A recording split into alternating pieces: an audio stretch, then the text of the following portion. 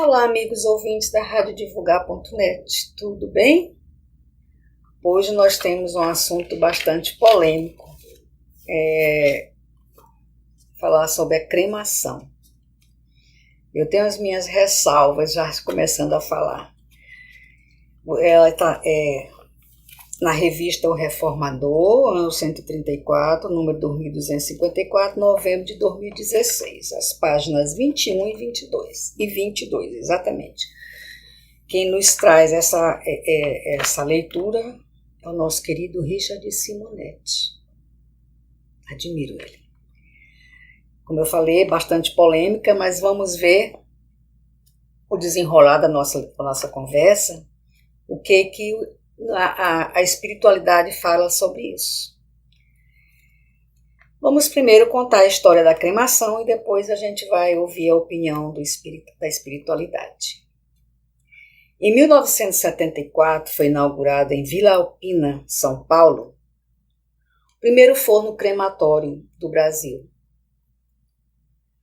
que desde logo se beneficiou com uma propaganda gratuita com a cremação de pessoas destacadas no contexto social, particularmente os artistas como Manuel da Nóbrega, Carlos Zara, Paulo Altran, John Ebert, Antânia Bujamar, uma classe aparentemente sem temores ou restrições de ordem religiosa.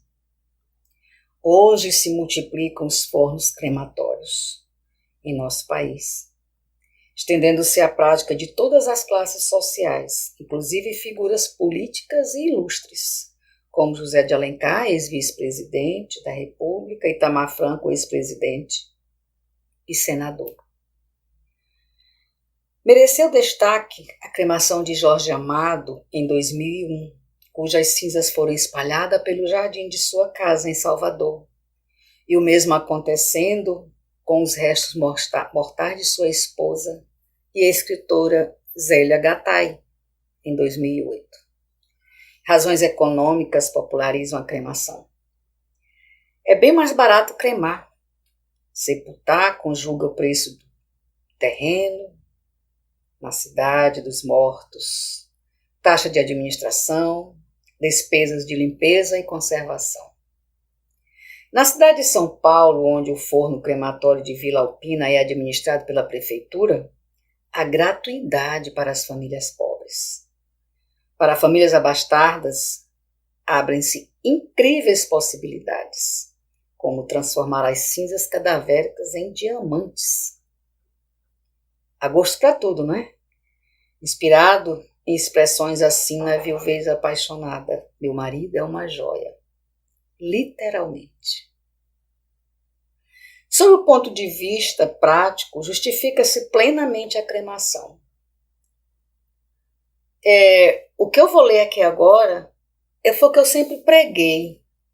Ultimamente eu tenho me resguardado mais de certos comentários. A gente vai chegando para a idade, a gente vai sentindo a necessidade de ouvir mais do que falar, né?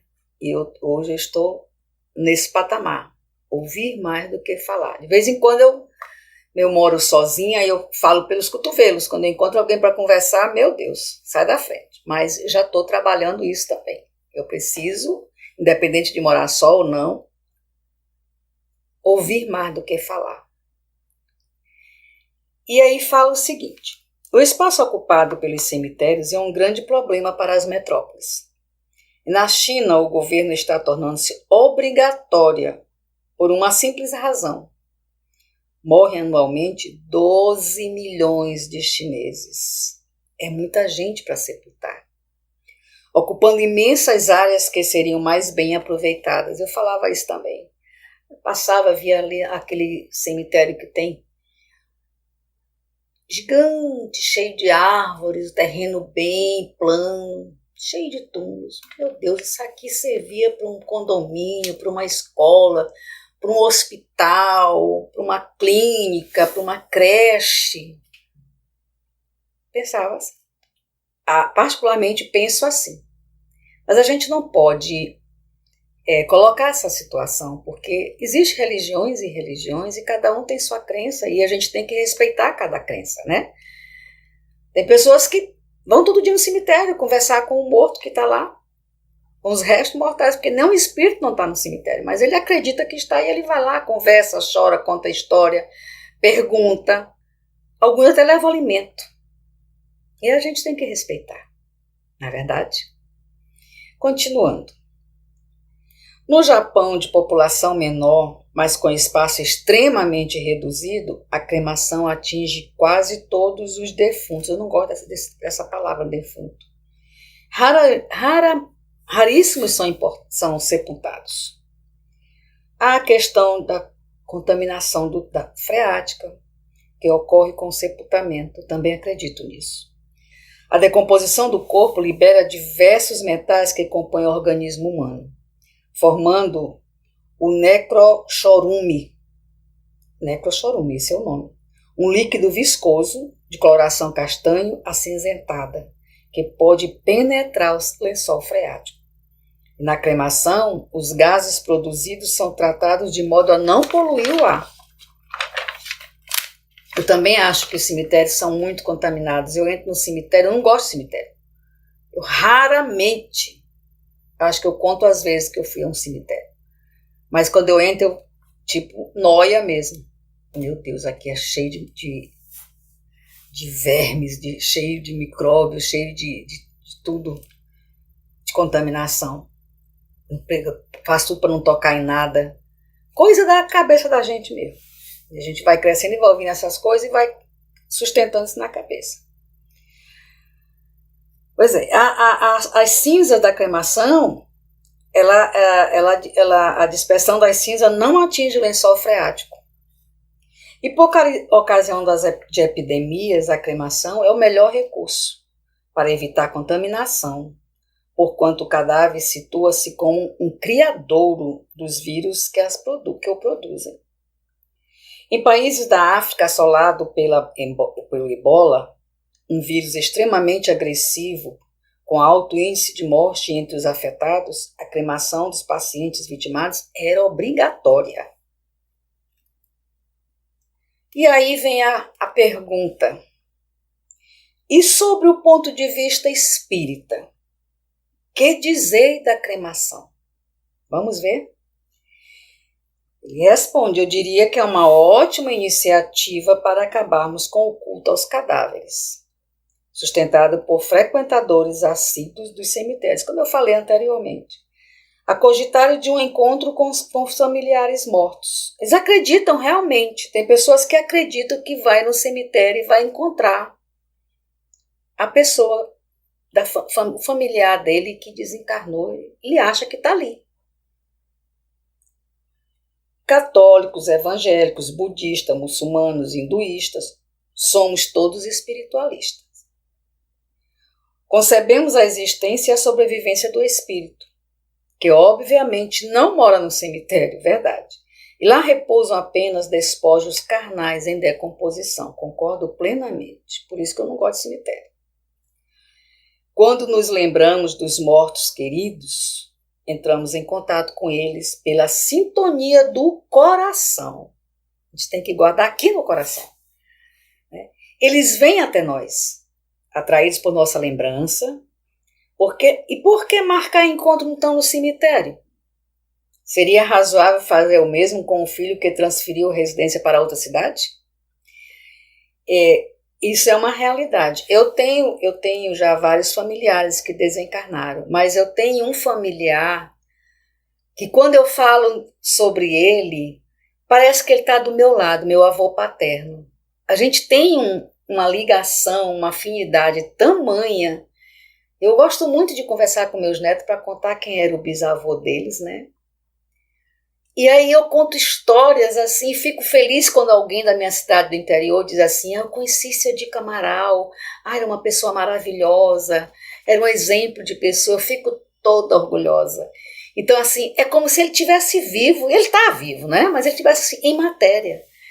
A ligação com esse espírito, que é meu avô, que chamava-se Dico Amaral, é de uma grandiosidade que quando eu falo nele eu fico feliz.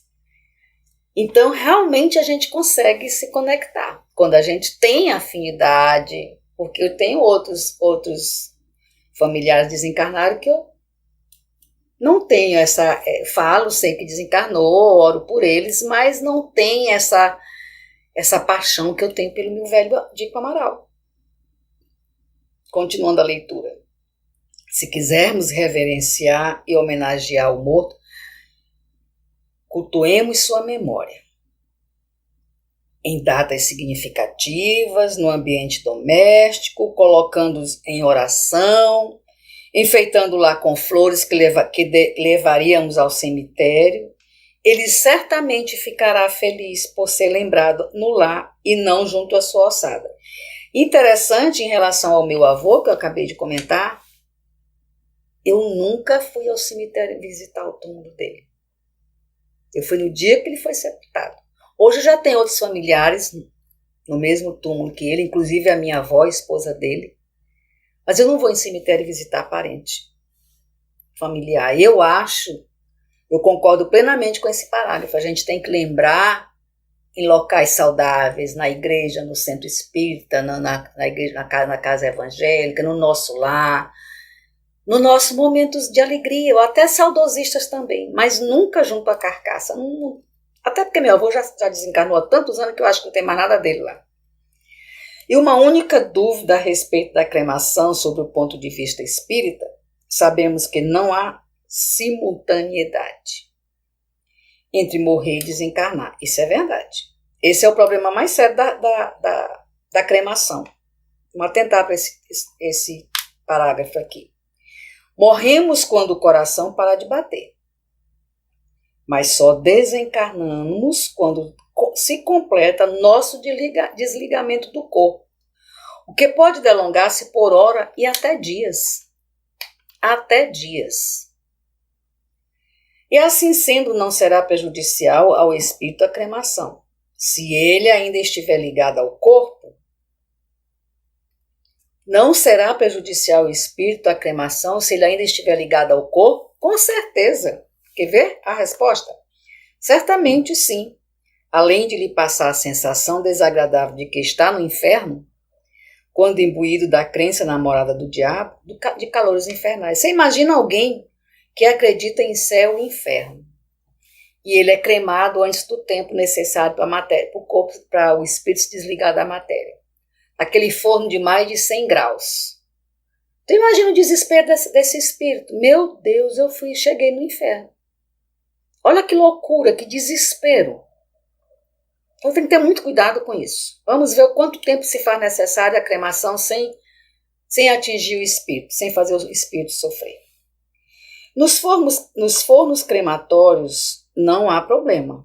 Espera-se pelo tempo que a família desejar, resguardando o cadáver em câmaras frigoríficas. Então, quem escolhe, quem decide o momento de cremar aquela matéria são os familiares. Então, é inteiramente de responsabilidade. O crematório não vai dizer, eu vou cremar agora já. Não. Até porque eles ganham dinheiro guardando nas câmaras frigoríficas o corpo, né? E os espíritas, atendendo a recomendação de Emmanuel, pode esperar de 72 horas para a cremação. O ideal são 72 horas. E nesse caso, a instituição funciona como um hotel para o defunto. Gente, eu não gosto dessa expressão. Com diárias pagas pela família. Aí ele brinca aqui no final e diz, preço razoável, não há refeições. Então, pessoal, essa nossa leitura de hoje, ela se faz bem necessária para o nosso momento, porque eu acredito que tenha acontecido muita cremação nesse período de pandemia. Porque as pessoas vivem assustadas. Fulano morreu por conta do coronavírus. Ele é colocado no caixão, lacrado e enterrado imediatamente. Ok, enterrado eu me calo, porque o espírito vai sofrer um pouquinho ali, sufocado, com falta de ar, né?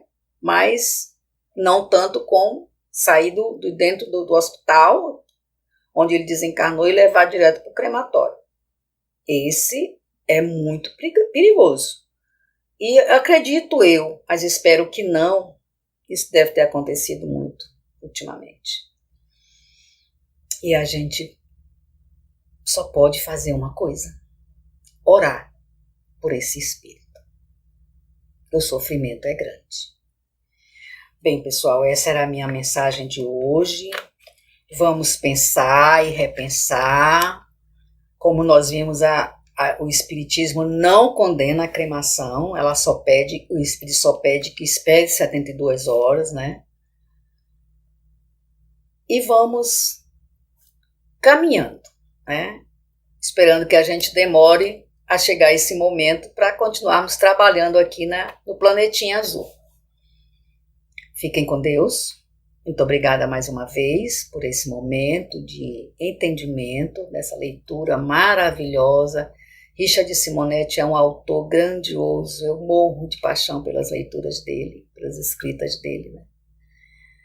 Muito obrigada, fiquem todos com Deus, muita saúde, muita paz para todos. Wanda Barros, para radiodivulgar.net. Até a próxima.